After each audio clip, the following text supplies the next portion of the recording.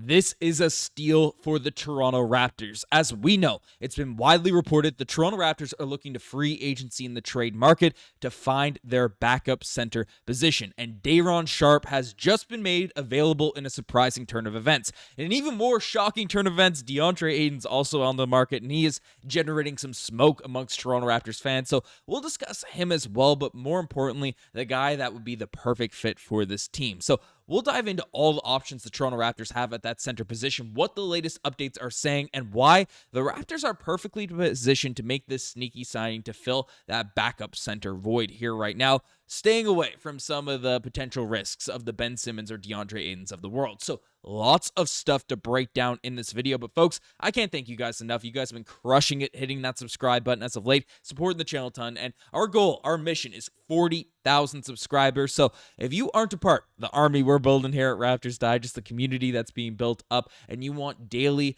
twice a day, 3 times a day Toronto Raptors updates with all the latest news during free agency, make sure you guys hit that subscribe button because we're delivering everything that's going on with this Toronto Raptors team. So what is going on? What's the latest developments? What is happening with this backup center position? Because there was a lot of criticism, shade thrown the way of the Raptors front office when they didn't draft Common Malawach. Now, we got some insights last night in terms of why they didn't do it, and it wasn't because of Masai Ujiri. You can check out my most latest video on that, or the video I dropped last night. I don't know what order all these things are going up, but basically, news just came out that really should have some Raptors fans excited, because over the weekend, we did get this report, this insight, that the Brooklyn Nets declined to tenure Sharpe to his 1-year, $6 million qualifying offer. He'll be an unrestricted free agent, averaging 8 points per game and 6.6 rebounds in 18 minutes per night this season. Now, the Nets do have hope to re-sign him with the cap space flexibility. So that came out, and I'm like, okay, he might go back to the Nets. The Lakers might be interested in all that stuff, but the Nets just made a move, literally before recording, that makes this all the more likely for the Toronto Raptors to swoop in and pick up Sharpe, who is the quintessential kind of guy you'd want at the backup center position here right now. As news just came out, just broke, the Nets are signing Ziaire Williams to a 1-year deal. So a deal or 2-year deal. Yeah, 2-year deal at $12 million annually. So they gave that money to Williams, and of course, he is a player that plays similar positions, similar roles, and stuff like that. So the Nets, it wouldn't shock me. Now they're less likely to pursue Sharpe very heavily, especially after all the draft picks and signings that they made during this year's NBA draft. So Sharpe is in the open market as an unrestricted free agent, and the Raptors have a golden opportunity to give him some actual run. So who the heck is this guy? Right, as Mike Scotto put it, 8 points per game, 6.6 rebounds, 1.8 assists in 18 minutes per night is very, very solid. Again, doesn't take a high volume of 3-point shots by any stretch of the imagination, but has been able to show that he's capable of knocking down a shot out there from every now and then. But in 18 minutes per night, 0.8 blocks per game, 0.8 steals. You know, he's 6'11" with a solid wingspan, only 23 years old. This is a guy that, frankly, I would be very interested in bringing in, as he's shown. Again, the Brooklyn Nets haven't been phenomenal by any stretch of the imagination, but a guy that's been capable of putting up numbers, of being a solid big man out there in the league, and you get him to the Toronto Raptors development system. You get him in a place where he's getting run over, where there's, of course, Jakob Poeltl is going to be the starting center on this team, but, Sharpe brings a different flair, a different style of rim protection, of defense to this squad. And we know Bobby Webster, we know this new look Toronto Raptors team, they are going all in on the defensive end of the floor. It's why they took CMB out there at the number 9 overall selection, the best defender in this year's NBA draft. It's why Elijah Martin is on this roster. They used him in the 2nd-round pick, even though some said he'd go undrafted. That dude is a dog defensively and can knock down threes. So Sharpe will be able to come out and fill that center void that we need, because again, the Raptors have Jakob Poeltl. He's the center. He's going to get extended this summer. That's what's going to go down.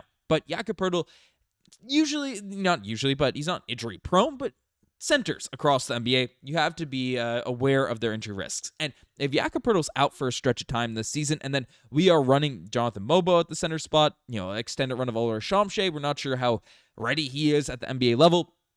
Doug Smith essentially just came out with an article, too, saying that he's on a development path. They don't expect him to be a key contributor this season. The Raptors need someone to be able to fill that void at the center spot, and Sharpe is my pick to be the steal of the offseason for this Raptors team. So Sharpe is the perfect acquisition for this team. We can make it happen and fit it under our books, but there are a couple other names that have been tossed around, of course, and the other guy is DeAndre Ayton, who news broke last night that DeAndre Ayton is finalizing a contract buyout with the Portland Trailblazers to become a free agent, sources tell ESPN. And while certainly, especially you get him on a bargain of price and all that type of stuff, DeAndre Ayton would certainly be a better player to bring in as a backup center for this Raptors team. Do not get me wrong. Do not get it twisted. The Raptors have had interest in Ayton in the past. There's smoke that they might have traded for him out there at this year's deadline and stuff.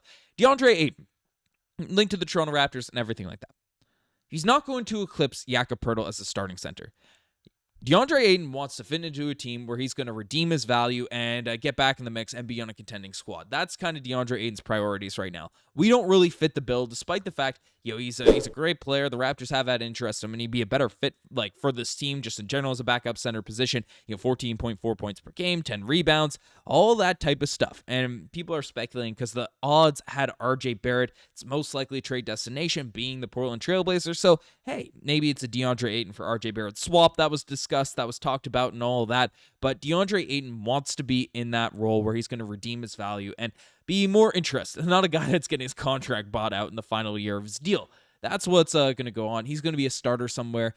Say what you want about his game and stuff. He's a starting caliber center, so I don't expect him to really make his way up to Toronto. So DeAndre Ayton, be a good surprise if he became this Toronto Raptors team. I don't think it's any world realistic. So what other options are we dealing with? This other one I mentioned is Ujiri, who Bobby Webster and stuff came out and said he's on the right development path, but is still at least a year away. So Ujiri, I'm not holding my breath to be the 15-20 minutes a night per game this upcoming season. So Sharpe is an option, as well as the man that we've been bringing up on recent vids, and Ben Simmons. As last season averaged 5 and 5, is 6'10 himself, 28 years old, a really good switchable defender. And yes, there's no world hope for a three-point shot. Yes, you get the drama, which has been really mitigated in recent seasons. It feels like he's been really humbled by all the injuries and stuff over the past few years. So I know some people are saying, he's a drama queen, it's this in the comment section, but I don't expect, if we stay on the drama, what is it? Let's get this graphic back. We get back on the young socialite watch.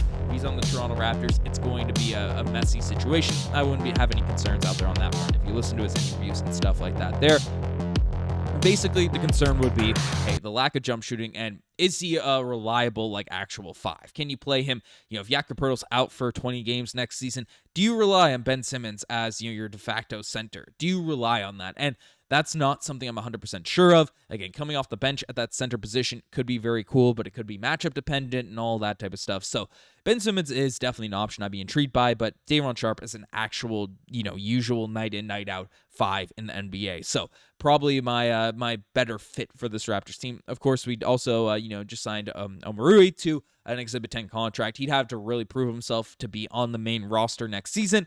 And you have Colin Castleton as well. That might sneak his way onto the roster. So definitely a bunch of different options. We'll see how things shake out. Let me know what you guys think about all this in the comment section down below. You guys best think as far. Subscribe to the channel. I'm signing out.